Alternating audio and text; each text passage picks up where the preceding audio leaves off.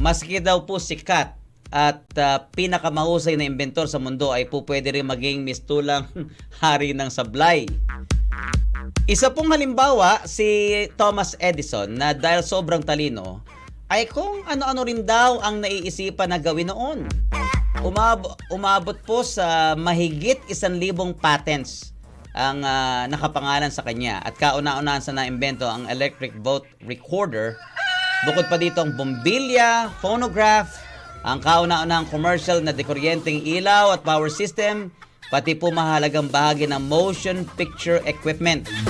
Gayunman, hindi po lahat ng kanyang imbensyon ay matatawag na tagumpay.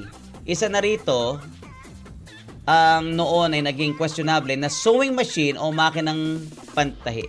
Bakit po? Ano bang nangyari? Hindi kasi nag-click ang eksakto na gusto niya mangyari nang tinetesting ang klase ng sewing machine na target niya na sana ay ipakilala noon sa mundo. Opo, excited po si Edison na pagganahin ang isang sewing machine na voice-operated pero malabo at hindi po gumana. Parang ang gusto niya mangyari dito is yung parang Google Assistant ang dating, parang Siri, di ba? Parang Siri. Okay, maging ang iba po niyang kasamahan ay nag-alala na sakaling gumana, baka po palpak ang maging tahi dahil iba pa din ang mga makinang depadyak noon na maayos at madaling i-control. Sa kabila po nito, naging matagumpay pa rin si Edison sa iba niyang mga imbensyon at nakontento na munang magpatahi ng damit sa mga tailor shop na ginagamitan noon ng depadyak na sewing machine. So kayo, ano bang, kung sakali po ba na kayo ay magkaroon ng kakayahan na mag-imbento, ano po ba ang inyong iimbentuhin? Sige nga po. Ako may naisip no?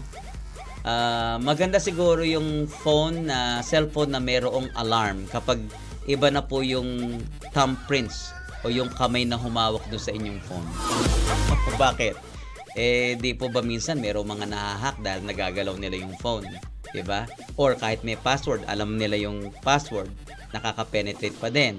So, yun ay sa ibang tao. Pero huwag yung pakakasiguro sa ilang mga kamag-anak o kakilala dahil saan ba nagsisimula minsan ng krimen? Di po ba nanggagaling minsan sa mga pinaka-close sa atin? So, kung ako mag-i-invent, gusto ko yung ganon. Yung phone na kapag meron ng ibang humawak, is mag-a-alarm siya na napakaingay talaga. Huwag lang matangay o magalaw o malagi sa alanganin yung sitwasyon mo dahil sa iyong phone ay nalaman na ang mga laman.